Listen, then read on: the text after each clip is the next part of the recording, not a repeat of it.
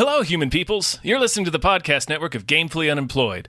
To support us and gain access to great exclusive podcasts like Fox Mulder is a Maniac, Tom and Jeff Watch Batman, Star Trek The Next Futurama, and our latest show, Spiel Boys, head over to patreon.com/gamefullyunemployed. We do game streaming, movie nights with our patrons every Friday night, and you can even commission your own podcast about anything you want. Literally anything, within reason, and we have to do it.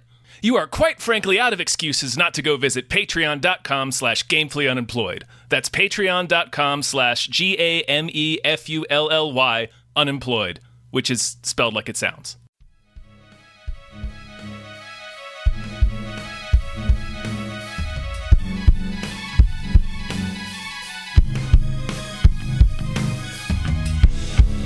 Hypecast mit Tom Reimann und David Bell.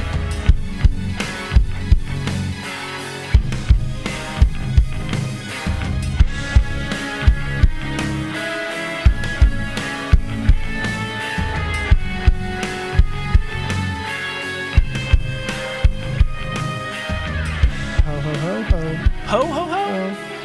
Ho, ho. We could Ho, do ho, the ho. whole podcast in a series of hoes. Yeah, just a different inflection Ho-cast. every time. Ho-cast. Yeah. It'll be totally not what anyone is expecting. No, and nothing anybody would They like. will have clicked on it for entirely the wrong reasons. No one will be happy Yeah. about it at all. It will enrage everyone.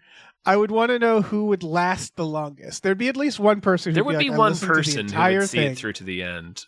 We should do a Terrence and Phillip Not Without My Anus one of these days. Yeah. Let's test the patience. Yeah, Of our audience. let's really troll the shit out Yeah. of the people that have been supporting us for the past several years.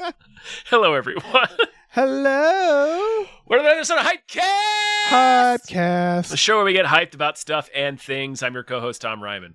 I'm your other co-host, David Bell. And We hey, don't have listen, we don't have a guest because it's the end of the year. We didn't even try. People are doing stuff. They're traveling. They're Yep. making gingerbread houses. Yep. There's other things to be hyped about, but Dave and I are so dedicated to the movies. Oh, yeah. In fact, I will plug. So this is the last Hypecast of the year. Indeed. But starting Monday, the 23rd, will be the first episode of Guy School Musical Free for All, where you're listening to this on this network, a 4-part series over the holiday, Guy School Musical. It Yeah. is what it sounds like. It's exactly what it sounds like. Yeah. To give you a window into how our business works, I thought we had already put that out. We did on Patreon. So That's we did it. right. We gave That's it out right. on Okay, Patreon. we did put it out. All right. Yeah, I did for the election. I was like, you know what? Let's just put out this on the Patreon. But it'll be free to all over the holidays. 4 episodes. There will also be there'll be a Mulder.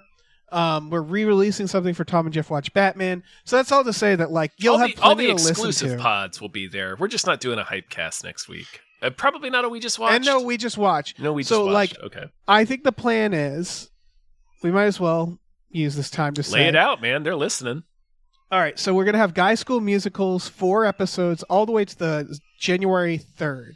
And then the next We Just Watched that we put out, it'll either be that Monday or the Monday after. Will probably, I'm guessing, be Nosferatu.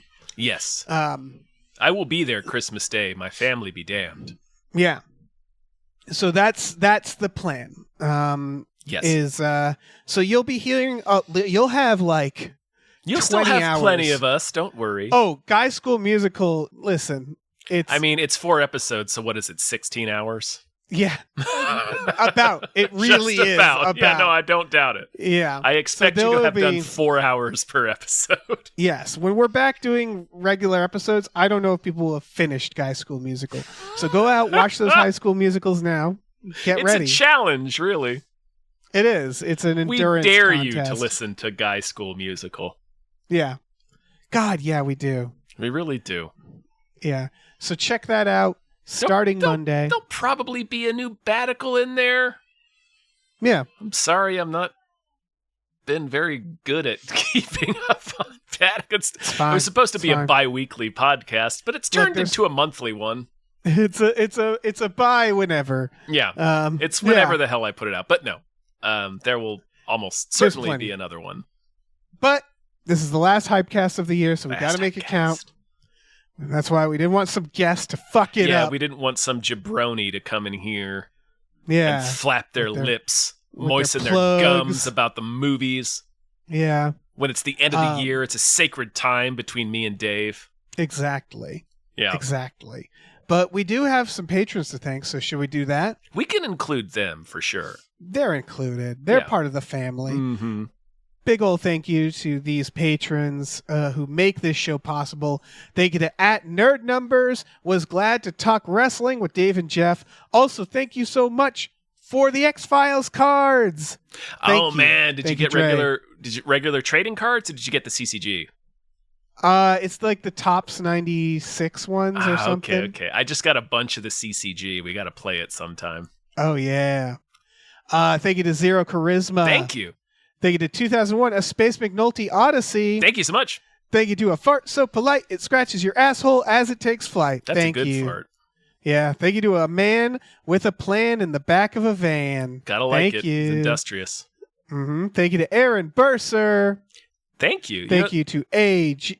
What? You know the only thing better than a man with a plan in the back of the van What? is two men with a plan in the back of a van. It's true. It's You're true. gonna get stuff done that way.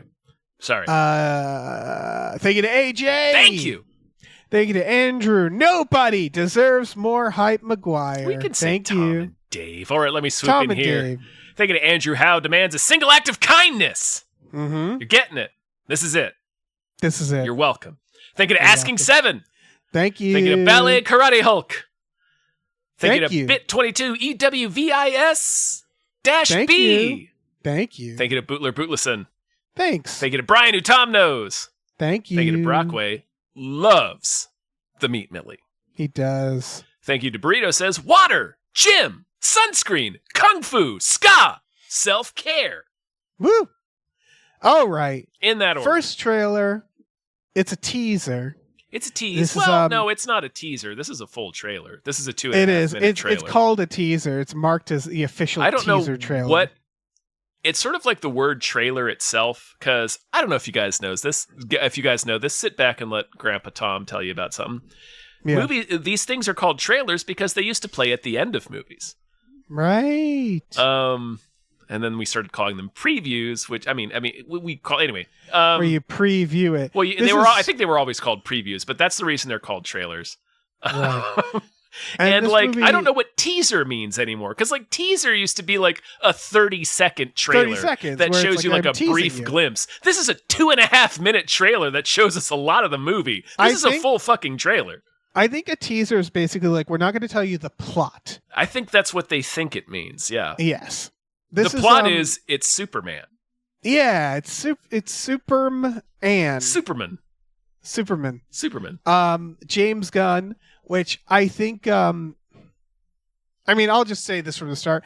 I wasn't nervous about James Gunn doing a Superman. Oh, ever. hell no, never. He's been nothing but great. But I was saw some very, fans being like, "That's very weird." I was always very curious as to how he was going to do it.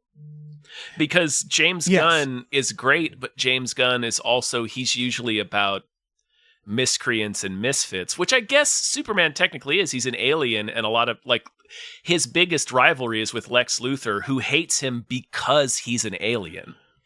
He's always been genuine and like earnest in his movies, but not without a splash of like that, like, I don't want to call him Gen X, even though he might be, of that like sarcasm, the weirdness, Guardians He likes of the Galaxy. weirdness. Like they slide crypto in here and he drags Superman to safety. That's James Gunn as hell. Like that's yeah. this trailer showing you, I wrote this in the notes, like this trailer is both telling you this ain't your granddaddy Superman, but at the same time it's telling you, yes, this is in fact your granddaddy Superman. It's Superman. Yeah. It'll be fine.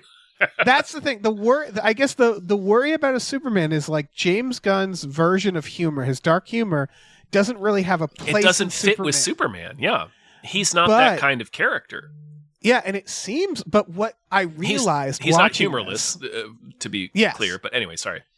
No, but what I realized watching this is like, what does have its place is the fact that James Gunn has always been unapologetically weird and silly about his adaptations, meaning that when he's adapting like, you know how like other comic book movies want to like they want to cut out the stuff that's weird or corny, Yes. and he's like, They no, wanna no, nerf no, it. this was in there, so I'm He's like, adapting yeah. it. He's like, this is what you asked Batmite is for. mentioned in Peacemaker. Exactly. Where it's like, oh yeah, there's a super dog. You wanted a super dog? You fucking Here got he it. fucking is. Listen, Yep, this and we're super gonna dog take is it like 100 seriously. years old. He's been in the series for a long freaking time. Like any, like when, like people forget that Batman only existed for like 2 years without Robin. Right. That's wild. Yeah, it's really Yeah, nuts and how early this Robin is- was.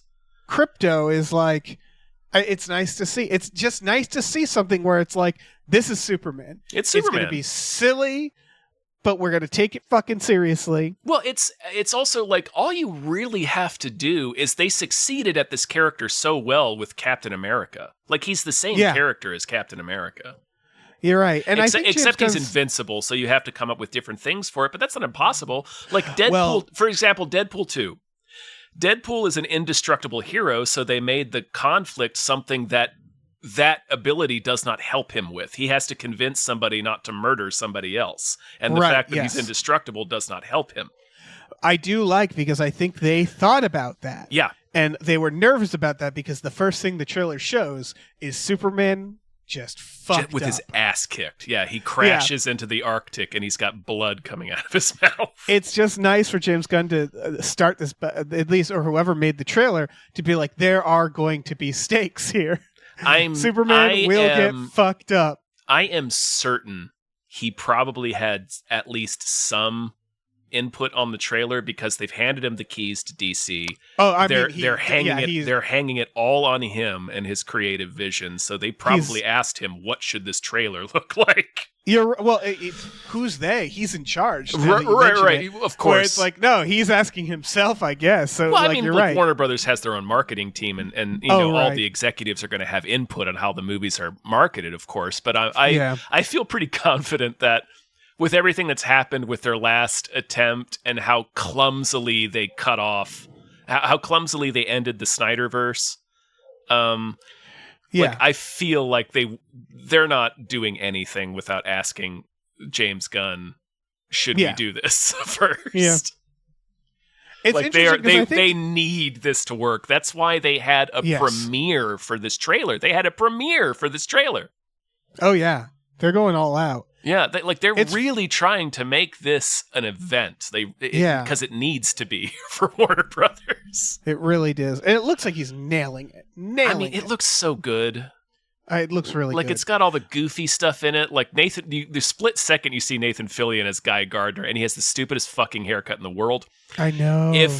If you're a comic book fan of the '90s, it's just Guy Gardner's hair from the '90s. It's a full-on blonde bowl cut, and he looks amazing. It's also, I like that this is the Mr. first Terrific's Superman in it. Mr. Terrific's in it. Wait, which one is that? He's like a scientist. You see him. He has a force field around him and Superman. He yes. uses like these orbs. Yeah, that shit is that's great. Mr. Terrific. I like that this is the first, and we knew this already, but it's the first like Clark Kent that genuinely looks different than Superman. Where You're it's right. like, yeah, He change actually- your fucking hair. Like I actually had to do a double take because it was like that doesn't look like David Cornsweet, and then it's like, oh, that is him. But they just Yeah, gave did him something with the different hair. hair and glasses, so he genuinely does look kind of different. yeah, that's pretty cool. It's enough to be like it's actually believable that people don't realize. Well, it's him. really funny because his original disguise is a pair of glasses. All they're adding in this is a wig. Yeah, So And it's it works. It's very basic disguise stuff, but it works. But it works. Because I think because the casting, he chose someone, and obviously there are other casting that's like this, but I think this is the best one where he chose someone. It felt like he was specifically thinking about Clark Kent as well. Yes, meaning that like that's kind of the secret to Superman. Not so much Batman. Batman, you cast Batman, but Superman, you have to cast Clark Kent. And honestly, Brendan Routh, Christopher Reeve, I loved Christopher name? Reeve's Clark Kent. He was such a boob. Yes, I loved it. I agree that the performances are all there, but the look, they all look just like He just Superman. looks like Superman with glasses. Like he's the biggest guy in town. Yeah. They he all looks look like like Superman he looks like Superman reading a book. Yeah. Like This guy, he's not like kind of a baby face or something that makes me look at him and go like, that guy looks It's an like interesting a little dweeb. pick because David Cornsweet, he's handsome, but he's a dude that like, he also has sort of I don't want to say forgettable quality to him, but he has sort of an everyman quality to him where he's handsome, but like you don't really remember his face that well. No, yeah, he's got kind of a little bit of a baby face. He looks like he would originally audition for Jimmy Olsen. Yes, yeah. And I'm like, that's a great idea for Superman. That's such a, I don't know. Because he is a child. Like he's learning how to exist in this world. Right.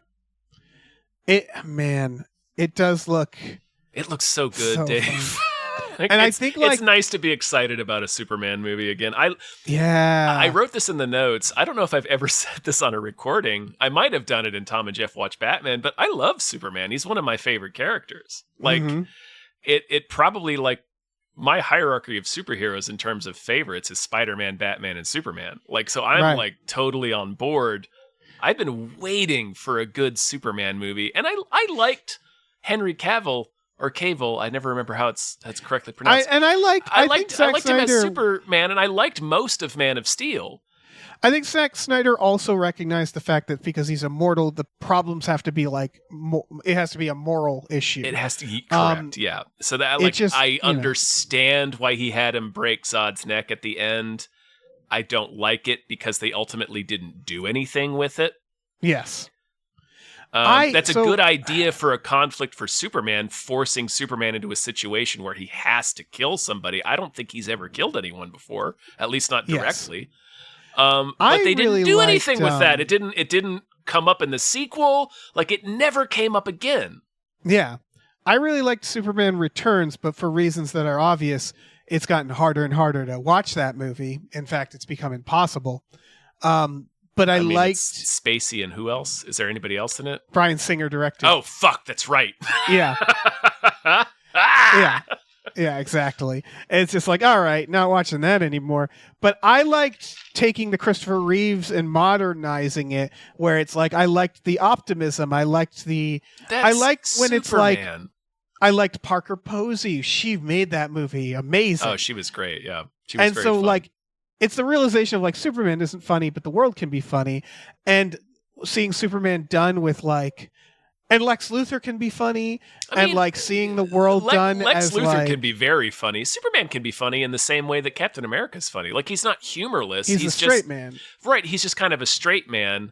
And he has a Boy Scout persona, but he makes jokes sometimes. Oh yeah, there's a solid joke in Superman Returns where he's at the bar watching TV and Lex has been let out.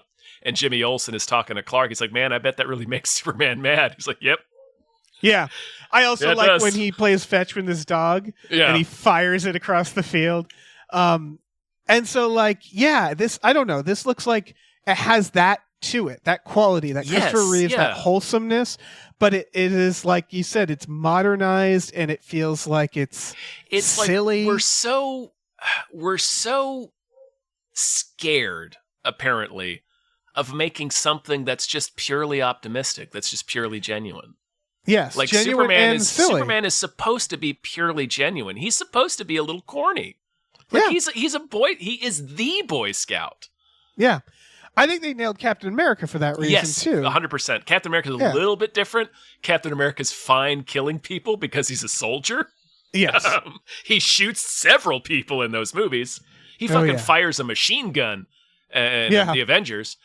He really does. He doesn't care about. He will kill an enemy combatant. Captain America doesn't care about that. He's one of my favorite arcs in general, of like him going from Boy Scout to like gritty freedom to fighter. Realizing that America is fucked in Part 2, and then in Civil War being like, well, now it's fascist, so now I just have to be a rebel. Right. It is weird that he went back in time to a time where I would argue a lot of his friends wouldn't have the same rights. It's weird. Weird, Captain America. Weird. It's weird. Didn't tell anybody about 9/11? Didn't tell anybody about 9/11. Didn't try to stop Dr. King's death? Nope. None of that. Or Kennedy's. Nope. Not cool, Captain America. Real weird of you. Yeah. But whatever. This looks great. I'm really excited for this. Should we talk about the next one? We should. Or we could just spend the entire Novocaine. episode talking about Superman. Yes, No. Novocaine. This looks like fun.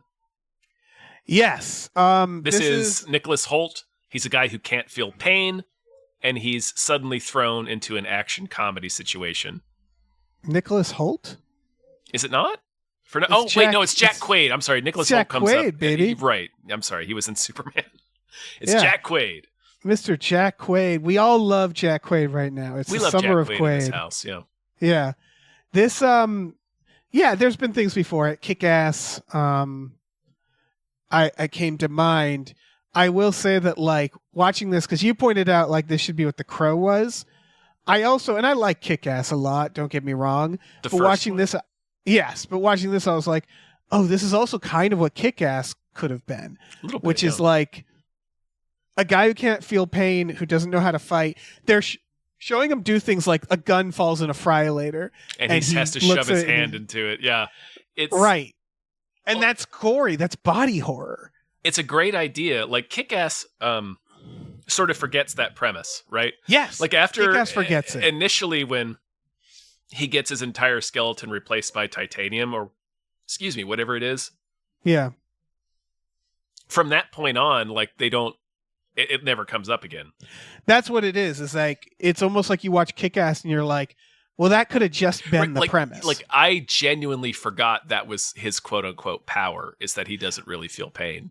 Right. And it's like, yeah, because they just Because keep they didn't adding do much with it. stuff It was to the same thing in the Bond movie, The World Is Not Enough, where Robert Carlyle was the bad guy who couldn't feel pain, and they never do anything with it.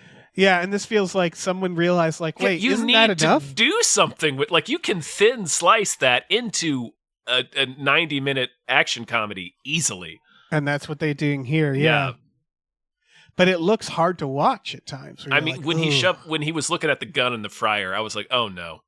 Yeah. And then he shoves his hand in there. It's like, oh! And they're reminding people, it's a perfect idea of stakes too, because Right, because he has a We friend that love- keeps reminding him, you can't feel pain, but you can die. Like, you have it's to be Ned. careful about how much damage you're taking. Ned, the forever friend. Yes, character. it's Jacob Batalon, I think is his name. He's always Yeah. the guy in the van. He is. He's good. He's good as the guy in the van. Yeah. But yeah, it works for stakes because it's just like he's like kind of a superhero where it's like, oh yeah, he's kicking ass, but there's still stakes where they're like, also your body's falling apart, man. He's very bad at it. Yeah. He's like Deadpool if Deadpool didn't know how to fight and couldn't regenerate. Yeah. Which is Bad. I'm excited. for this. that's a losing equation. Yeah. All right. I mean, it looks like a lot of fun. I love that this movie appears to be taking that idea and actually doing it in earnest. Yeah. Like they show so many fun games in the trailer. I hope there's more that they haven't shown. But it's I'm stuff sure like there he are. gets a knife thrown through his hand, so he just uses his hand to stab the bad guy. It's fun shit like that. And Jack Quaid, of course, he's so much fun. He's just a very charismatic guy. He's clearly gonna go places once The Boys is done. Oh yeah. That kid's got something. Yeah. I mean, I loved the meta thing they did in Scream. Of course, Scream is meta. But Yeah. where Jack Quaid was like, yeah, it's me. Oh yeah. Like talking directly to the audience, because that was the Yeah. discussion when the trailer came out. Everybody was like, it's probably Jack Quaid, right? Yeah, why else is he in there? Why else would you cast him in this movie? Of course he's the murderer. Yeah. Well, next trailer, The Day the Earth Blew Up. A Looney Tunes movie. We talked about this movie probably 4 years ago. Maybe, yeah. There was a teaser briefly too that came out. Mm-hmm. It was going to be this was going to be in my if I'm remembering correctly, it was definitely going to be a Max movie. If I'm remembering correctly, it was supposed to be like almost a launch Max movie, like when in the first year of HBO Max this was supposed to come out. But apparently it looks like they reanimated it, like they gave it a lot more money. Yeah, it definitely looks reanimated. The animation looks much more like a feature film animation. Yeah. Like there's a lot more effort into it. It's more fluid. It's more expressive and dynamic. It looks like a lot of fun. It's weird that we haven't had a Looney Tunes movie in so long. I mean, we did Space Jam recently, but that doesn't count. I like that it's focused on Daffy Duck and Porky as being like the B team who have to, save the world. But it's interesting to me that this was a movie that was like, we talked about this movie. I think it was genuinely 4 years ago. Like, this movie was supposed to have been out half a decade ago. Yeah, I don't know what they're doing over at WB. I mean, if I was to guess just based on all the news, I mean, they've been slashing stuff. They had a catastrophic year. Yeah, they did. They might have just taken it and been like, oh, right, we have Looney Tunes, some of the most famous and recognizable animated characters on Earth. It's weird. Maybe we should make that into a franchise.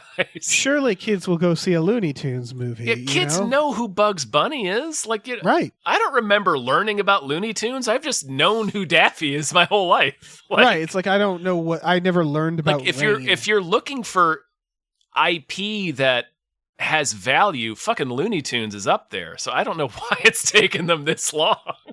Right, and it's like there's nothing you can do to it. Like not really. Yeah. Like even the animation style is totally different in this, but I like it. I was gonna say this was weird. It kind of reminded me of Ren and Stimpy at times. A little bit. It's a little more like grosser. Yeah, it's more like that style of animation. There's a lot of ass play. Yeah, there's a weird amount of ass play in this trailer. They want us really to look at their juicy asses. And there's a bit of an adult joke in the trailer too. When the alien throws its like ovipositor or whatever into Daffy's mouth, he's like, "I barely know you." Oh yeah, you're right. Damn. Yeah. Yeah.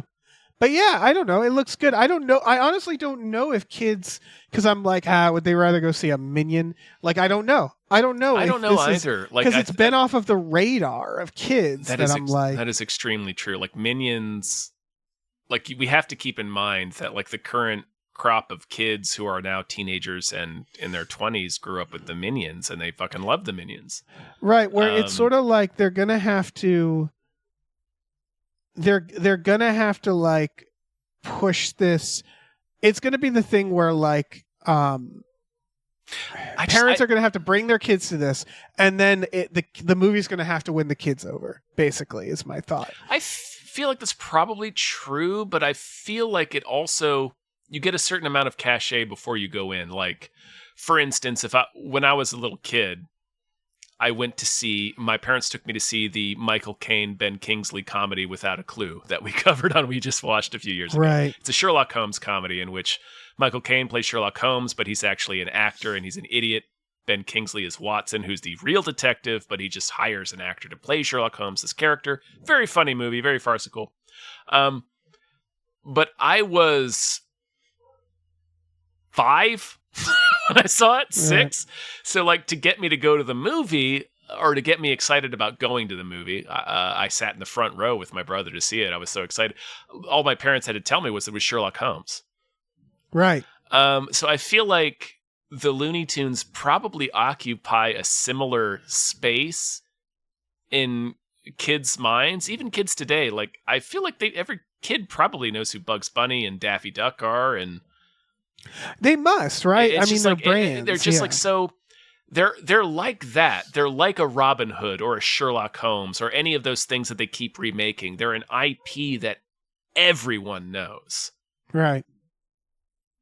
So it's weird they haven't been. It's weird Disney hasn't tried making a fucking Mickey movie in a while. Again, it feels like they're sitting on this stuff and they've like forgotten to do it. Yeah, that's exactly what it is. Probably they don't realize what they've had. I guarantee there is probably somebody at the executive level of Warner Brothers that didn't realize Bugs Bunny was a Warner Brothers character. Like, oh shit, we have. Oh that? Fuck, we can do stuff with Bugs Bunny. Oh yeah, let's use Bugs Bunny. Everybody knows him. Yeah. Yeah. I don't know. The day the Earth blew up. So next one's very interesting. Warfare. This looks really good. This is directed by Alex Garland and a man named Ray Mendoza.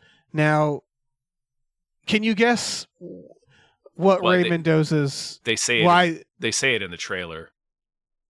Why? He's an Iraq War veteran. Oh yeah, but can you guess how they met? He's also a technical advisor. Oh, was he a technical consultant on Civil War? Yeah. All right. He also did Call of Duty. He was a mocap. He did Jurassic World. Oh, which is funny to me. Okay. He's a Hollywood technical advisor. Oh, so he's a dude. Okay. He's also a member. Person. Yeah, I looked it up. He's also a member of SEAL Team 5. Just missed out on the one almost that got to killed shoot him. Osama. Yeah, almost. But I'm sure they did cool stuff too. Yeah, it seems like the real deal when it comes to military stuff. Well, it's just Alex Garland's on a weird kick here. Well, I mean, I don't know that it's that weird. This is a movie about a squad of Marines, I assume in the aughts. It looks like most of the movie, they're trapped inside a building. They're pinned down. It's about urban warfare in Iraq and what that looks like and what that generation of soldiers looked like. We got a bunch of Vietnam movies like this, and it's time that we all reckoned with the fact that the Iraq War has been going on for almost 25 years. Yes. There's been 2 to 3 generations of Americans that have fought in the Iraq War. This has to be in the aughts because Will Poulter has a face that only says Iraq War.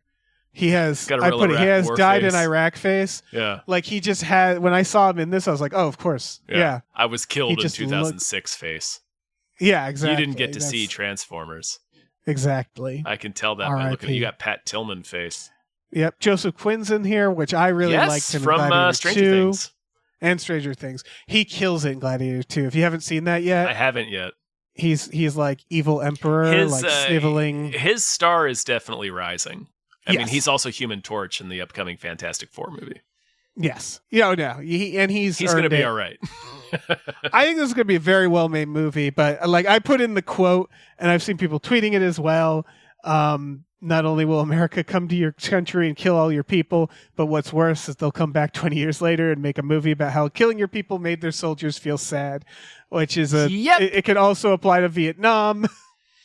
Well, I mean, yes, obviously. I mean, it's reductive, but yes, that is absolutely true. That I isn't to will say like, the movies are more about what war does to soldiers. Yeah, and I think there's more nuance to it. There's right? more. There's more nuance, but also that criticism is true. Yeah, it's not. We it's do not this untrue. all the time. Yeah, even if we're doing it like trying to point, we don't know what this movie what it's going to say. We just don't. So maybe it has we can something kind of to say infer a about little the people bit there. from what we've seen from the trailer and Alex Garland's involvement. It's not going to be favorable to the U.S. military. No, but it's also being made with a guy who does like Call of Duty stuff. So I'm like, I think it'll be more of like a straight up thriller. Like I feel like I feel like it'll be very character focused. Yeah, I think it'll just be like, how are they going to get out of this? Yeah. Which again, he's Alex Garland, great director. And there's some really well directed war movies out there. So it's like, I get it. We make war movies. Not all wars can be World War II, right? Right. Where and it's like we're fighting Nazis. I'm going to retract my previous statement. All movies are political to some extent. Yeah. Certainly war movies. Yeah. So. But yeah, it's just that's not the conflict of the movie. It is an interesting. I mean, did you ever watch Generation Kill? I think that was the creator of The Wire. No. He did a mini series in Iraq, and he did it like during it, and it was very good. It was about a journalist following soldiers in Iraq. It was very good, and so like there's been, I think, some very interesting war in Iraq movies or shows and stuff like that, and this definitely looks, again, it's Alex Garland, Yeah. But part of me is also like, I don't know, make a space movie. But like, whatever, he can do whatever the fuck he wants. Make Dread 2. Yeah, Alex make Garland. Dread 2, Alex Garland. What are you doing? It's more of where I'm just like, man, war. I'm not a war movie guy. Not really. Yeah. They're all kind of the same. The one I really like is Saving Private Ryan because the goal is very different and very specific. Yeah, and that director, whoever he was, did a good job. That director's pretty good at it too. Yeah. Yeah, no, Saving Private Ryan is great. I like Enemy at the Gates because I Enemy just at like the Gates is very little sniping, good. Yeah, little sniper shit. very good.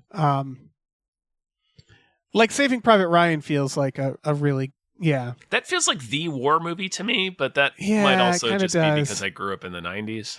But like, so an interesting thing I really liked was Letters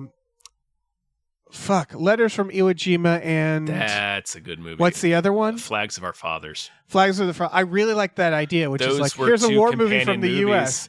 Here's a war And then movie from they their do it side. from Ken Yeah, Watanabe's perspective. Yeah, it's very good. And Flags That's of an Our Fathers amazing idea. is about, oh gosh, I can't remember his name. He's played by Adam Beach in the film. He's a Native American soldier that was basically ruined by the fact that he was one of the Marines that raised the flag at Iwo Jima. Right. He was I think ruined by that fact. He became an alcoholic and died early. Damn. Yeah. See, That's what the movie's about. It destroyed him. Right. I think war movies are a little easier to digest when it's the idea of these are two groups of people who have been told to be here, who are just doing what the politicians are telling them to do and fight each other, as opposed to like in Iraq, it's it's more of like, well, we invaded your space. Iraq is way more cynical. I mean, Yeah. I guess maybe I'm only saying that because I lived through it. But Yeah. because I mean, Vietnam's pretty cynical too. But Yes, and we made tons of movies about it. I mean, at least the spread of communism was sort of an actual threat, a little bit. I mean, I know if I have a friend who is directly affected by that shit, who is a refugee. Yeah. Yeah. So there was actually something to intervene in there. Like, I don't know. I mean, yeah. I mean, anyway, there was stuff to intervene in Iraq, but it's fuck. I'm gonna stop talking about that. This is a movie podcast. But that's the thing is like Iraq War. I think there's been this thing for a while where we're like, I think it's harder to Jesus do movies Christ, about The it. Hurt Locker is an Iraq War movie, and that was fantastic. That was 17 years ago, Dave. Yeah. Oh yeah. I just think it's hard because I think until it's like 60 years from now, it's hard to do an Iraq War movie without bringing all this shit up, right? Where it's like, but again, I guess Vietnam, like, you know, so many dads watch Vietnam movies. Yeah. Without this shit coming up. It just feels, it's hard. War movies are hard when there's a bunch of reasons to be cynical about it, right? Like it's hard to heroically show a soldier in Iraq. I mean, even though, again, I knew Iraq veterans who are like, yeah, they didn't ask for any of this. They're all fucked up from it. I get it. I don't know that it's that hard because how many positive movies about Vietnam have you seen? That's true. Like that's very true. we got a lot of movies about Vietnam because guess that was the generation of a lot of the filmmakers. Yeah, and those movies are always really dark. They're always like, what they're are we always doing about here? America Spiraling. being bad. Yes. And that's the thing with these movies, they don't seem that way. Because again, it's not as easy as like we're fighting the Nazis, right? No, yeah. Where it's right. like there's a very clear villain moral here. line. Yeah. And I think most war movies don't like the fact that you can't. Yeah. And they have to sort of focus on the morality of it. I think it's hard otherwise. American movies need to do that. I don't know that that's true around the world. I'm sure it probably is in other countries, but like American movies definitely need to, like, they're apparently fine with admitting that Vietnam was a debacle, right? Because it's been so long and so many people in charge were from that generation, I guess. Yeah. But like, there's a definite, like, America is very not cool with ideas of being the bad guy. Right. And sometimes in movies like this, it's like, I wish we were more the bad guy here. Or whether it's, or in situations where it's not clear. Yes. Yeah, for sure. Because I think there's also like a really, again, this is a personal thing of someone I knew, is like, I do think there are people who went to Iraq, they drank the Kool-Aid, they listened to the propaganda, they got there, and then they realized they were not the good guys.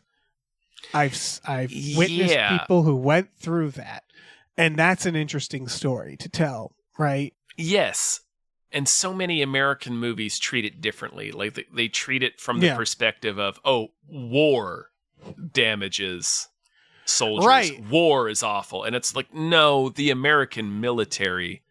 Yeah. And war too, but yes. Right. But the American military is a ravenous machine. Right.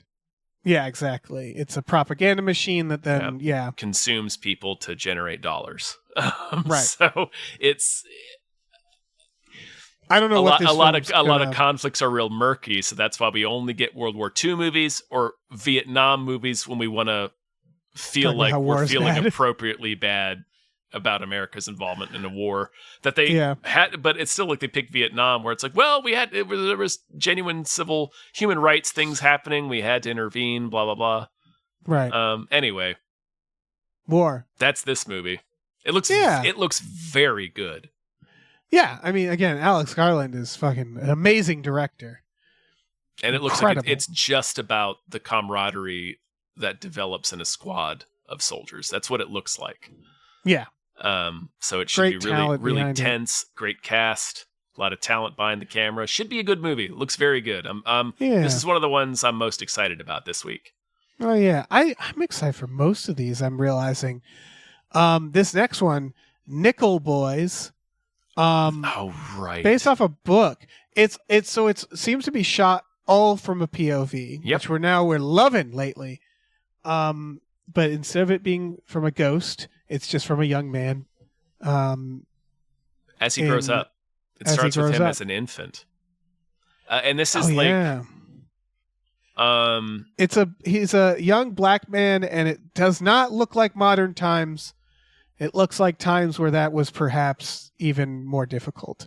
Possibly. But I'm not sure when it takes place. He's growing up. Like, the movie is about him growing up, and it's all from his POV. It looks like the cars are like 70s, 60s. Oh, yeah, maybe. Yeah. I'm surprised a movie hasn't tried this before. Or at least, like... They might have. A significant movie hasn't tried this. Like a movie that hit hasn't tried this before. I was going to say Russian Ark technically is a POV movie done in a oneer. I believe that's a POV. People talk to the camera throughout it. Right. So I think. But this looks like the definitive POV drama. Because it's people basically giving monologues a lot while looking right at the camera. Yeah. It's a series of auditions. It's just I mean, it's just about his life and developing the relationships that he has with the people in his life. And there is something like it's about... Oh, go ahead. Oh, so the synopsis, it's based off a novel about two young men in Florida navigating a reform school. So double oof. That's not good. And so, they're not going to have a great time. No. But like it sounds great. I mean, it looks really good. And the trailer itself was powerful. Yes. Like there was something about this idea, just seeing his POV from him being a little baby. Like there's a shot from him in a crib. There's a shot from him laying beneath a Christmas tree. Yeah. And you see him talking to his friends, his family members, his grandmother telling him that she failed him. It's just... This trailer almost made me cry. Like, this was a powerful trailer, and I feel like it's going to be a very powerful film, and that's why that's why I have the question that I had at the beginning of this section, where it was like, man, why haven't more movies tried this? Because the POV thing feels like a gimmick, but when you're seeing it from like a crib, from beneath a Christmas tree, when you're tracking a person through their entire life while you're just from their POV, it's really powerful. It's an empathy machine. Yeah. It's just like, oh, wow. Yeah. Like you're really feeling this person's really life. Feeling stuff. Yeah. Oh, yeah. This is going to win an Oscar. I think it might win Best Picture, or like, I think this is already getting a lot of buzz. I think it already got nominated for other awards. I think it's going to make me cry. Oh, it's going to make me weep with a capital W. Like, yeah. Yeah. It looks extremely good. Yeah. Yeah, I mean, I don't know what else to say about it. It looks really fucking good. It looks like devastating for a man in his 40s like me. Yeah. It looks like it's really about taking stock of your life. Yeah, I think so. I think that's mostly what it's and about. It's just like it's Rolodexing your memories, which we all do. Yeah. And we all feel a little tinge of sadness at some of them because that time is so far gone. And it's there, man, there's just something about just setting it in POV shots, going through his life as a baby, a child, and then an adult that's just really taps into that. Yeah. Well, they tried that with Boyhood, but like I think Boyhood that's not a POV shot though. Right, but I also think Boyhood, the gimmick almost overwhelmed it, where it was like you kind of need to just cast different kids. Like just like shoot it like a movie. I don't know. That was a neat experiment, Boyhood. Oh, yeah, that's kind of what he does. Yeah. Like I like Boyhood for what it is, but watching this, I'm like, it feels like the way more emotional. Feels like a more efficient way to do this story. Yeah, it probably didn't take as long to make. A little bit more impactful. You know? Actually, I don't know. I don't know. Boyhood's pretty impactful. If I was Richard Linklater, it'd be so funny if someone ever asked, like, why didn't you cast a different child? And be like, wait, what? Oh, you can do that? Fuck! I thought I had to done that. Yeah. I just had to have this movie take 16 years to make. I feel like such an asshole. Anyway, Nickel Boy looks great. I am also excited for this next one for different reasons. This is Cleaner. Is this about a window washer? Is that what I'm seeing? It's a badass window washer who does a Die Hard. It's a Die Hard, and I love it. It's so stupid, and I love it. Incredible. It's Daisy Ridley. Plays a window washer who's cleaning the windows at night. That's why I'm like, is she supposed to be there as like a... No, it looks like I'm Doesn't watching make any sense. Trailer you do again. not window wash she's a window at night washer for a lot of obvious reasons. Okay, in the trailer's defense, she starts during the day, I just saw, but she's washing at night by the end. Shouldn't be. When a group of people, they die hard. They go to a party. They go to a party in a high rise and take everybody hostage. Clive Owen, and Die it's Hard's Clive Owen. place. Yep. And guess what? She has to fight Clive Owen. She's ex-army, and also her brother's somewhere in the building, so she has to rescue him as well. So she kicks a lot of people. It's Die Hard. And I'm not saying that as a critique either. No, it looks good. I'm like, I'll take another Die Hard. Movie. Yes, like Daisy Ridley and Clive Owen in a Die Hard. Sure, I'll watch that.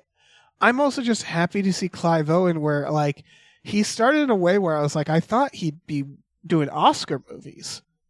Yeah, he sort of settled into character roles.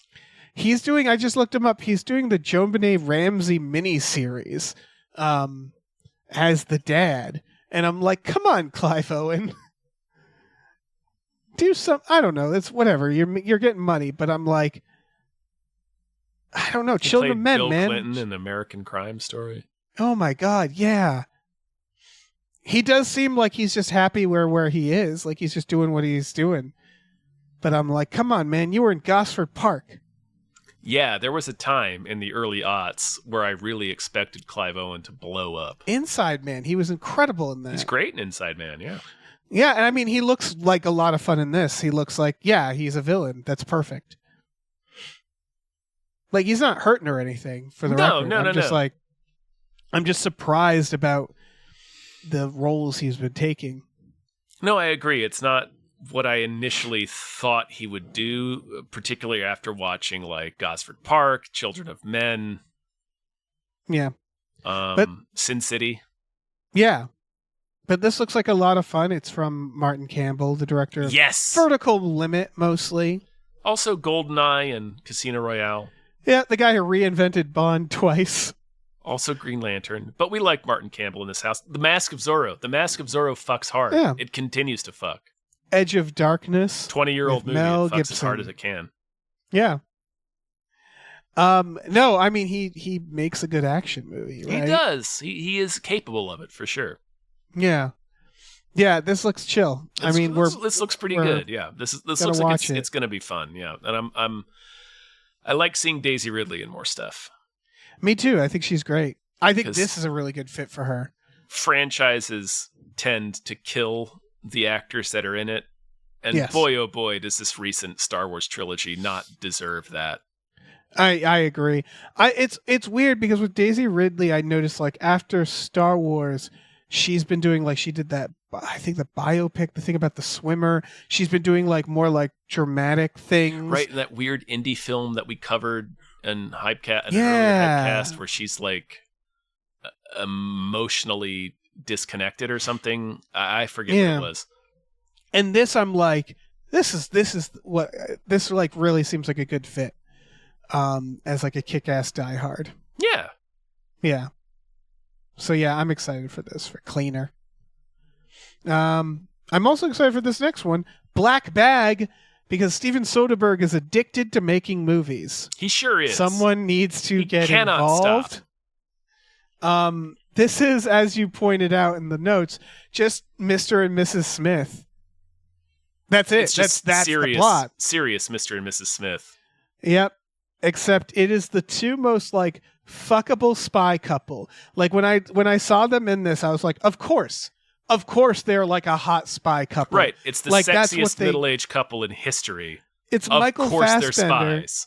Yeah, it's Fassbender and Kate Blanchett, and I'm Yes. like, why haven't they played a couple before? They are Bond villains. Yes, they're perfect. Pair of perfect Bond together. villains. Yeah, and Bond is in this. We got Pierce Brosnan. Pierce Brosnan, yeah. He's their little agency director. Yeah, So like But it's Michael literally Fassbender is tasked with figuring out who the leak of a very dangerous, sensitive government document is, and it's probably his wife. Yep.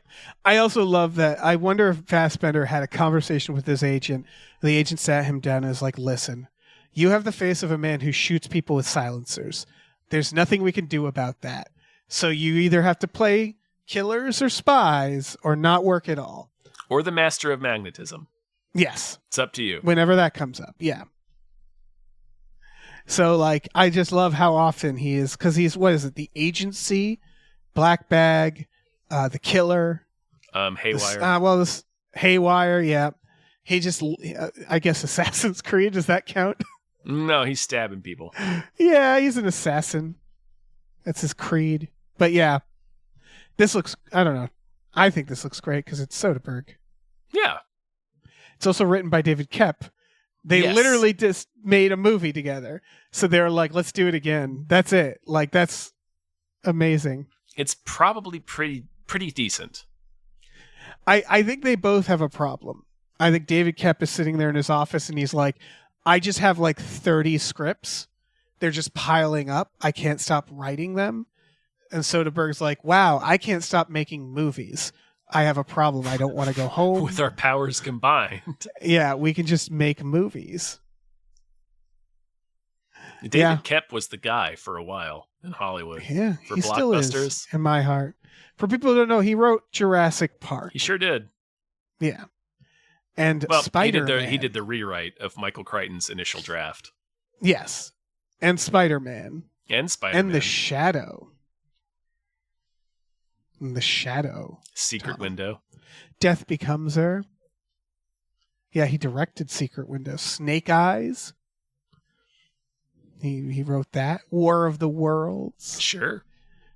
Crystal Skull. Yeah, that's one. That's one. The Mummy, but the 2017 one. The not good one. Yeah. I don't know. I still love The me sad some mummy. David Koepp. Sad Mummy. What's the next one? Not an Artist. This is indie. Very, very indie. Extremely It kind of reminds me of The Lobster, actually, now that I think about it. It's a camp for artists run by RZA. Apparently. But sure. Haley Joel's there.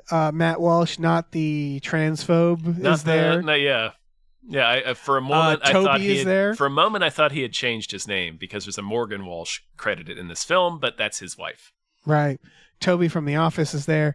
And it's a camp for artists who basically, like, they're saying, like, if you don't make it, the rule is you don't get to make art anymore. Is, I believe, what they're saying. Yes. And it's like a comedy. It reminds me of theater camp. It has that same vibe.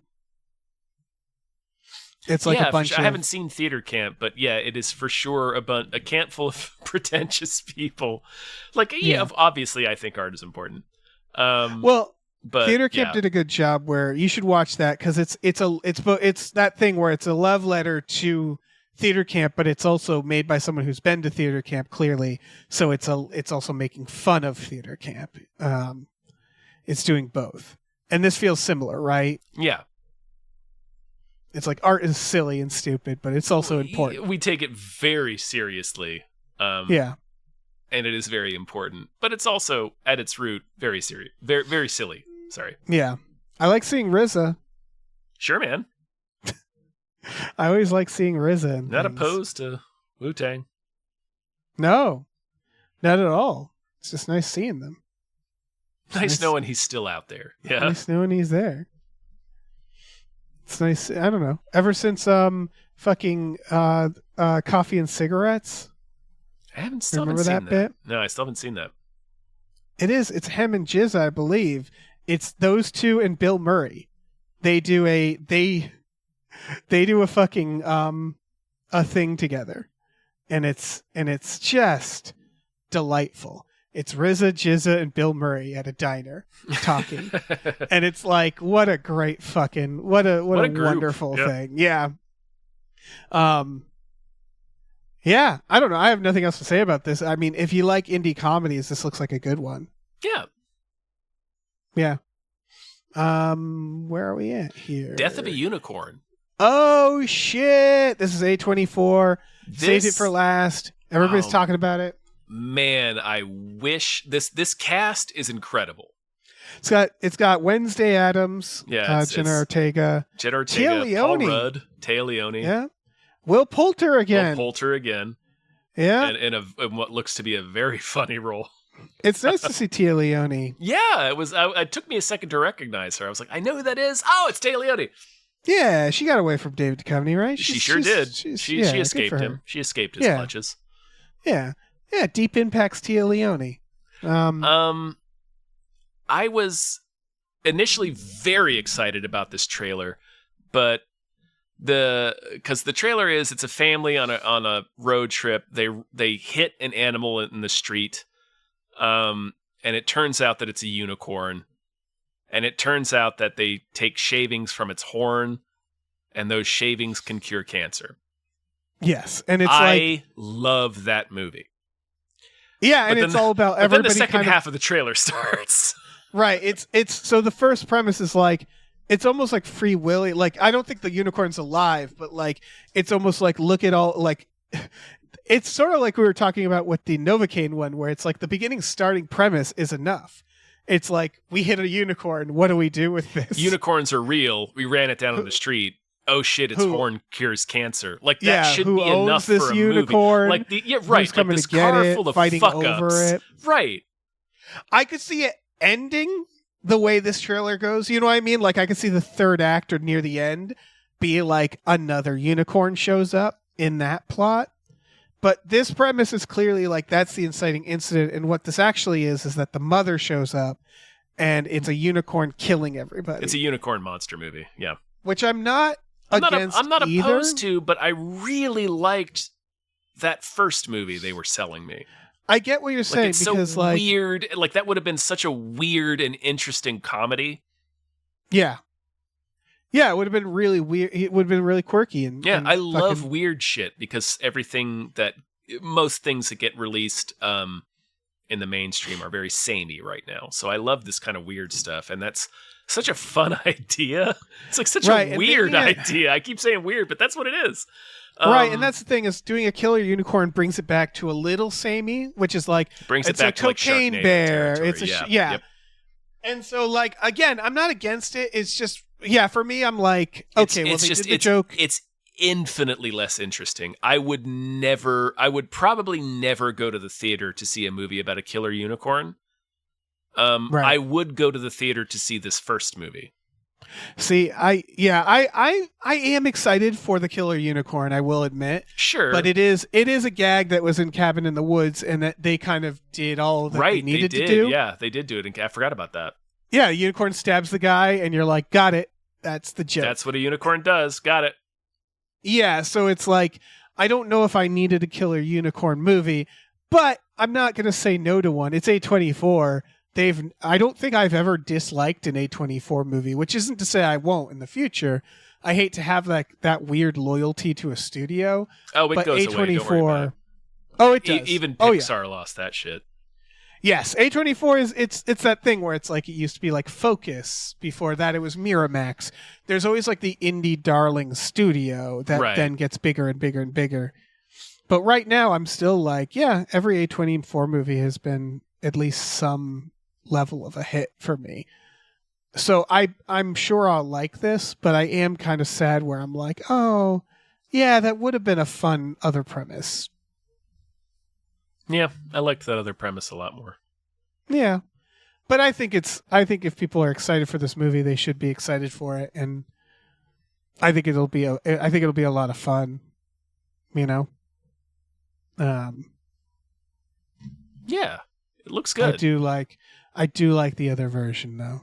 But I do think because also you could do stuff like the unicorn has like magical properties, and it's some fun. Like just the dead unicorn is a problem. Continue to thin slice that idea. We've run over a unicorn.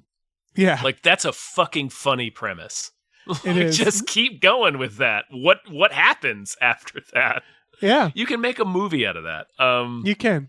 And I mean, I don't totally hate the idea of a killer unicorn movie. I just really liked this other idea a lot better, and I wish that's what this movie was. Yeah. Well, write it.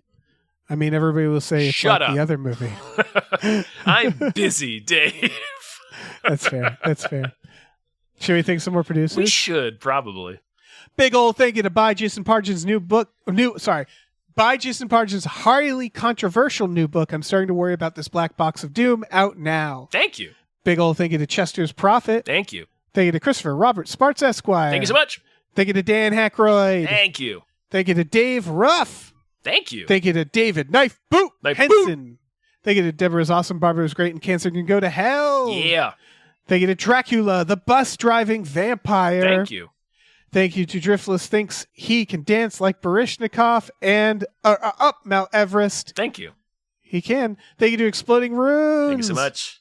Thank you to Funky G. It mostly comes out at night, mostly. All right, let me swoop in here. Thank you to Happy Holidays from their lead lawyer at Voorhees Kruger, our drug dealer, keeper awayer. Thank you. Thank you to Heathcliff's Helping Handfuls. Mm-hmm. Thank you to Highlander Likes the Way Tom Says, Pretty Sweet. Thank you. Impossible Worlds, we have your swam and release him for the cost of your subscription. Thank you. Thank you to Lieutenant Frank Drebin, Police Squad. Thank you. Thank you to Look Ma, I'm on a podcast. Thank you. Thank you to Mackenzie Fuck Shuffling with Willem Dafoe's confusingly large dick, Chill. Thank you. Thank you to Mercurial Oz. Thank you to Mike the Lurker. Thank you. And thank you to Mongolian Throat Scaking. Thank you. All right, we got movie news. We sure do. Starting with the fact that Mike Flanagan is making a Clayface movie. Yeah, the fuck he is. That's what a gift. Of course he is. Nobody saw this gift coming. He is making a Clayface movie. But is it a course? Did you think like I would never have pegged it, but like hearing it, it's like, well, yeah, that makes total sense. Oh yeah, it makes sense. I just love. I'm imagining like because Warner Brothers is probably I imagine this is like the doing of James Gunn as well, where they're probably just like putting out lots of feelers, and they just like. I just see them go to Mike Flanagan and be like, "Is there anything you want?" And Mike Flanagan being like, "What are you guys doing with Clayface?" And they're like, Clayface "Oh, nothing." movie? And they're like, "Yeah, you want to do yeah." What a pathology to that character. He's also just an extended body horror movie. I'd like to do that. Yeah, why not? Yeah, no, I that's the one thing, well, not the one thing, but one thing that I've always given DC over Marvel is that they're not afraid to do their Elseworld stuff. They aren't. They really aren't. They do so much in Elseworld. So many of the great classic DC storylines are technically Elseworlds. They're like offshoots that aren't part of the official canon, like Dark Knight Returns. So yeah, I like that they're doing this because Marvel's not doing this. Like this was like the promise of Marvel, right? Where it was like, I mean, it remains to be seen how this turns out. They could just fire him from this movie like they did with Edgar Wright. Right. But it feels like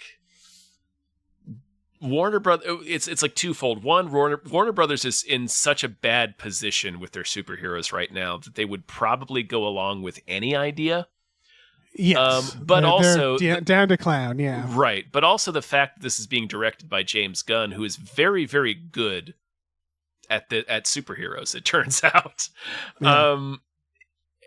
Yeah. It's just he's he's to superheroes what Mike Flanagan is to horror. Exactly, and he's going to be the guy that's going to be able to reach out to people and get them to agree to do a superhero movie for Warner Brothers again, because I think, like he fucking canceled the Bad Boys guys superhero movie, Batgirl. Right. They've been canceling a lot of movies to save money on taxes, so it's probably not easy to convince people to sign a contract to make a movie with Warner Brothers right now. It's interesting because Warner Brothers on the corporate level, the studio level seems harder, but creatively it's the place to be, because I think like Marvel didn't know what it had with James Gunn. Marvel is it throws away anything that's artistically different, right? Yep. Like my big frustration with Werewolf by Night, which wasn't a bad movie or short, but I remember them acting like, ooh, it's Marvel doing horror, it's going to be different. Then I watched it, I'm like, this is just a superhero movie. They just did the same thing. It was more violent, but yeah. Yes, but they slapped a skin on it. You know what I mean? It was just like... I really enjoyed it, but more or less, yeah, that's all they did. It still ended with a superhero battle. Like, it was still like everything they do, it's always like, ooh, WandaVision. It's more like a werewolf attack, but yeah. Yeah, but you know what I'm saying? Where like everything, like WandaVision was like, ooh, we're doing something different. Now, superhero battle. No, it's a superhero pew, fight. Pew. And so it's like they're so set in their way and paralyzed by that they don't even see a good thing when it's staring them in the face, like Edgar Wright, where it's like, why would you ever turn him away? Why wouldn't you just go, yes? He was so hot at that time. Man, he was where it's white like, hot. It's like, just let him make the movie. Like, it's so ridiculous how hard it Disney is for a creative to stand out. Disney has just never, like, with Star Wars, they've canceled more Star Wars projects than they've actually filmed. Famously and replaced Lord and Miller when they were white hot. Yep. And in the long run, I think DC did the smartest thing DC or Warner Brothers did was the moment they fired James Gunn, because they were being ultra like safe because he like tweeted some shit. Well, and it's he tweeted like a off-color joke about like kids, like child porn or something, which was a thing we were all doing in the mid-teens or early aughts.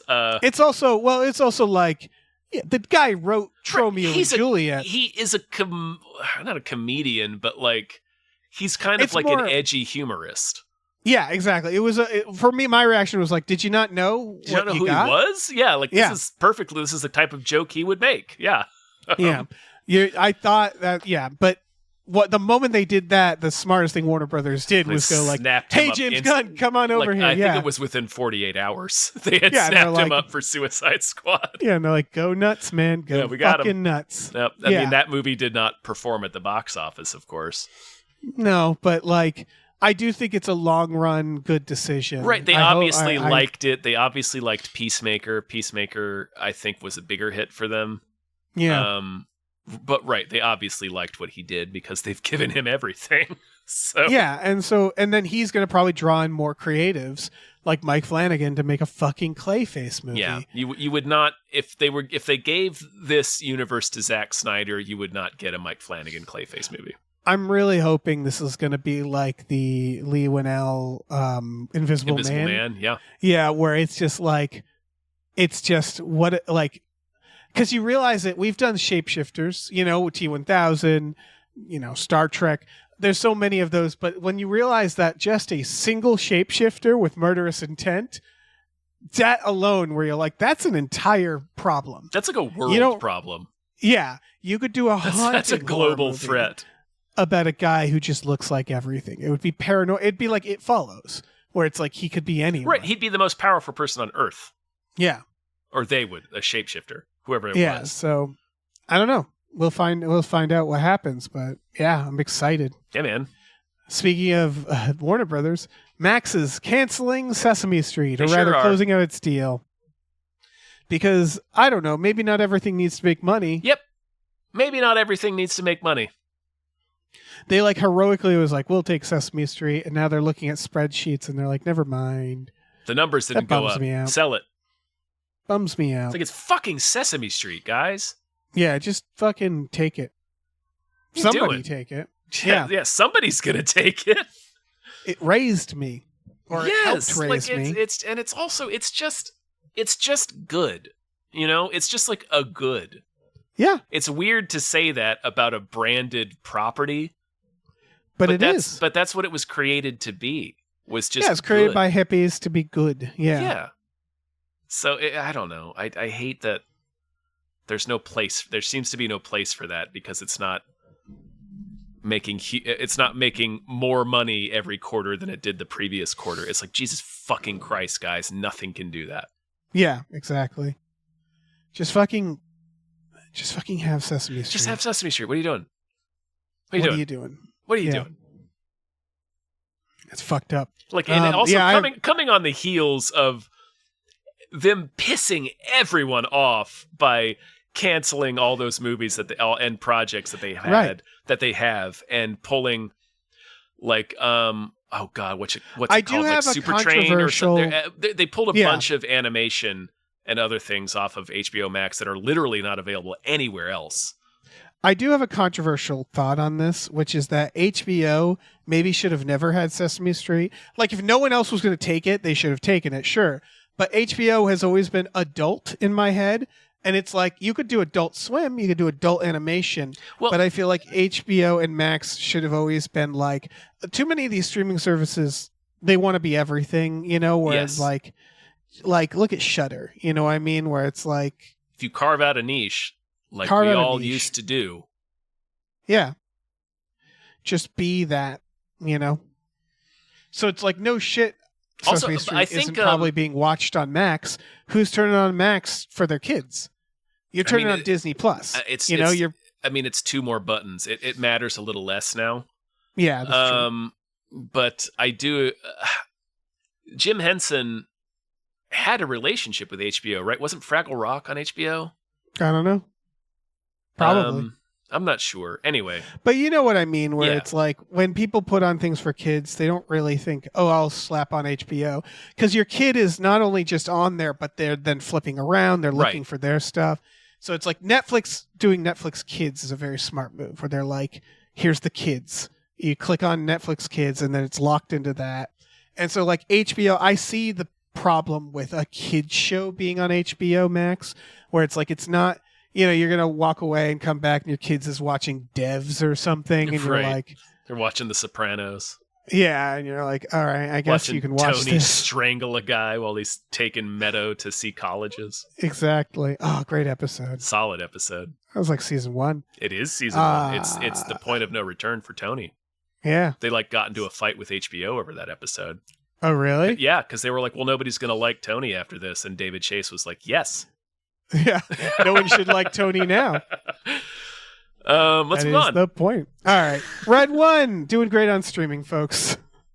That's man, oh man. Yeah. The Red One, apparently, the Amazon MGM flopped in the box office. Yeah. It did about 90 odd million at the box office. It's on Amazon Prime now, and they came out and said, oh, it's doing great. It's had over 50,000 views in the first 4 days. Now, I wrote a bit in the notes here because I want to point this out for everybody. Anytime you see a story like this where they're like, oh, it did great, it did all these numbers on streaming, that means the movie utterly fucking failed. Like, streamers do not... For the longest time, they were very notorious, especially Netflix, about not disclosing exactly how they measure their metrics.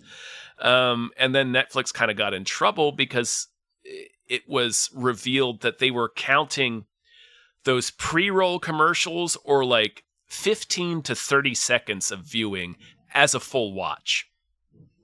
Yes. They're just trying to create the illusion of success for their shareholders. That's all this is. Oh, so, like, the amount, like, if 50,000 people, or even, like, more than 50,000 people, as they're saying, which means it was probably not much more than 50,000 people, that doesn't mean it translated into new subscribers for Amazon Prime, And if you take that number as like an opening weekend number, 50,000 people watched this movie. If you multiply that by 15, which is the average price of a movie ticket, $15, Right. That's an opening weekend of $750,000. Right. For That's a movie not that good. costs $250 million. Like, Yeah. even if you go higher and give them the benefit of the doubt that everybody is paying LA prices for their tickets and they're like $20 to $25 a piece, that's still an opening weekend of just $1 million Yeah, for a it's not great. $250 million movie. This is a catastrophic failure. Yeah, it is. And they're trying to sell it like it wasn't. But I'm so glad it exists. And Me haven't too. even I seen can't it wait yet. to watch it. I can't wait to watch. Their failure is Arcane. It's going to be such a piece of shit. I'm so excited. I really am. I've saw people sharing online. There's like a CGI shot where Chris Evans in the background, his face looks painted on, and it's Because like, it is. yeah, it's like really bleak. I mean, it was a movie that was originally intended for streaming. Then The Rock got involved, and it ballooned to $250 million, and now it's back on streaming. Yeah, I think right now, if which studio, it's Amazon. I don't know who made it. Amazon MGM. Every meeting about this with the people who made it, it starts with them going, okay, so this one got away from us, folks. Like that's I feel like the vibe, right? Where they're just like, all right, this kind of spun out of control for us. Oh, you Let's mean have a the series scene where The Rock is fighting Krampus, or when they're boxing a snowman on a beach? Yeah, Maybe they like might have it's went the too general. It feels like they're gonna have a series of meetings of like, so what went wrong? What did we do wrong here? Was this for? Yeah. Does anybody remember who this was for? Kids? I don't think it originally was. I mean, it's not the fault of the screenwriter. But I will say, like, my suspicion. It's a little bit of their fault. And I have no inside information. Same. I don't know general. anything about this movie except what all the news stories that everybody else read.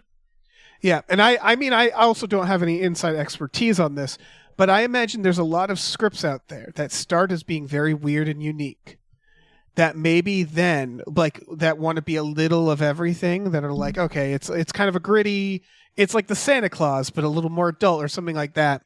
And what happens is it gets to people who look at it and go like, but why does it have to be that? Let's just make it this one thing. Right, that strips kind of like hones in on certain aspects of a script, and the rewrite process turns it almost into like this felt like it was originally a parody of what it is. You know what I mean? To a degree, yeah.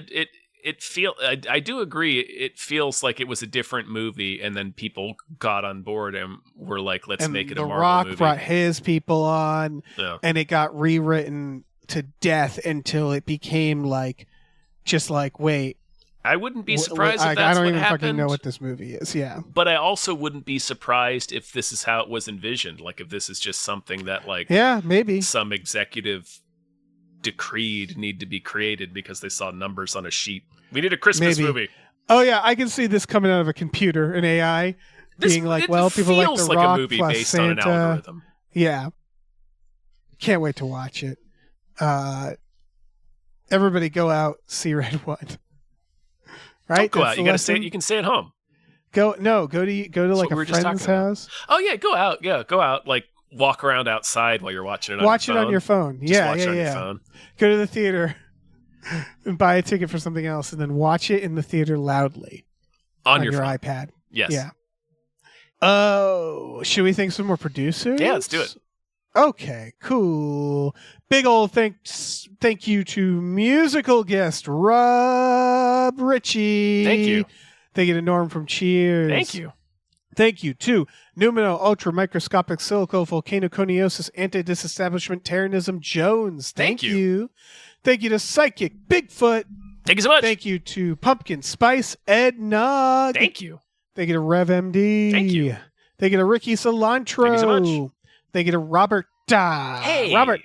You're the best. Thank you. Thank you to Rosemary's Baby from Eraserhead. Thank you. Thank you to Screaming Horse Pyramid. Silly thing to do. Thank you. Thank you to Sorry Cop, world's most laughable centrist. Thank you. Thank you to Steven. Thank you. Thank you to the conveniently placed self-destruct button on the top of every baby's head. Thank you. So convenient. So thank you. Let me jump in here. You. Thank you to the Midnight Patron. What patrons at midnight? Thank you. Thank you to the Municipal Medicinal Arsonist. Thank you. Thank you to the Oatmeal Savage. Thank you. Thank you to the To-Be Terror Bunny. Thinks you could use more Rutger Hauer in your media diet. Thank you. Thank you to these 7 Bs. Thank you. Thank you to Tiger Drawers Pratt Thompson. Raindrops keep falling on my head. Thank you. Thank you to Tip Drizzle. Thank you. Thank you to Tom's Baby is Neat. Thank you. She is. Mm-hmm. She's crying right now. I don't know if anybody can hear that. Oh, no. Thank you to Tux. Tux. Thank you to Vincent. Vincent. Thank you to Will rhymes with Bill or Bill rhymes with Will. Thank you. Both are true. Thank you to Yorgos from the island of Crete. Thank you. And thank you to your mom. Thank you. Dave. Oh, the holidays are here. It's almost time. It's almost time. Pack it They're up. upon us. Santa is lurking just outside Santa's your door, lurking. waiting to slip inside while everyone's asleep. Yeah, he'll slip in. Mm-hmm. But I Yeah. got to ask you, What's that? if we can unwrap one Okay. more movie that deserves more hype. You know, for you, because it's the holidays, yes. And I wanted to pick a good one. Dave, thank you for making my Christmas wish come true. You're welcome. Okay. So this is called The Rule of Jenny Penn. It's coming out next year on Shudder. In New Zealand, it has an actual release date, March 25th, I assume because it was made in New It's a Zealand. New Zealand film, yeah. It's got only about, as of right now, about 9,000 views for the official trailer on the YouTube. And boy, I don't know. I think more people should watch it. It's got a few up-and-comers in it, Tom. It's got some up-and-comers, some actors that I'm sort of like... You gotta watch them. You know, yeah. I people think to watch. It's this guy named Geoffrey Rush. Jeffrey Rush, yeah. Yeah, and John Lithgow. Yeah. It's John Lithgow and Jeffrey Rush in a fucking old person's home, and they're fighting each other. But it's not a comedy. I'm explaining this real fucking weird. So Jeffrey Rush plays a judge who suffers a stroke and goes to this hospital where he finds that John Lithgow is terrorizing everybody there at night with a puppet of a baby puppet named Jenny Penn. That's why it's the rule of Jenny Penn. So it's John Lithgow as the villain terrorizing old people at night with a puppet, and Jeffrey Rush begins to fight back, even though all the people working there are like checked out. No one believes the old people. Like, you know, the old people can't really like fend for themselves. It's John Lithgow with a puppet versus Jeffrey Rush. In the trailer, someone is lit on fire. Yeah. This looks I want to know out how of we its get mind. there. Yeah. It's a horror. It's like a thriller horror. Yeah. It has mixed reviews. It doesn't have low reviews, but it has some people saying that it's like a little cruel. It's a little like it's like it doesn't think very highly of like the old people not defending themselves. Like it's a lot of John Lithgow just abusing old people with a puppet. Yeah. But like, does anybody really need to know anything else? That's I don't know. case. It looks really good. Looks really good. It looks tense. A It's lot of Quills these. is Jeffrey Rush I know. Yeah. versus Cliffhanger's John Lithgow. Sorry, keep going. Yeah. Raising Cane's John Lithgow. Yeah. They're two super intense actors, Yes. which is funny because John Lithgow doesn't generally have that reputation, but he is quite intense. If He you really watch is. some of his movies. Just acting the fuck at each other, just acting as hard as they can right in each other's faces. Yeah.